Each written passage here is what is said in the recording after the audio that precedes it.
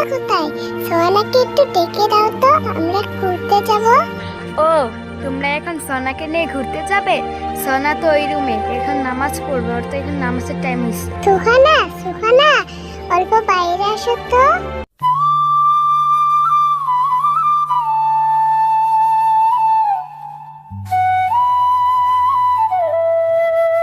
কি রে বান্ধবী, এত চিল্লাচিল্লি করছিস কেন? ও, চিল্লাচিল্লি করছি বা কিসের জন্য? আজকে রবিবার, স্কুল বন্ধ। চল সবাই মিলে ঘুরে আসি। ও, তোরা ঘুরতে যাবি? দাঁড়া, আমি মাকে জিজ্ঞেস করে নেই, মা যদি যেতে দেয় তবে যাব। মা, মা, আমি ওদের সাথে অল্প ঘুরতে যাই। আচ্ছা ঠিক আছে, যা।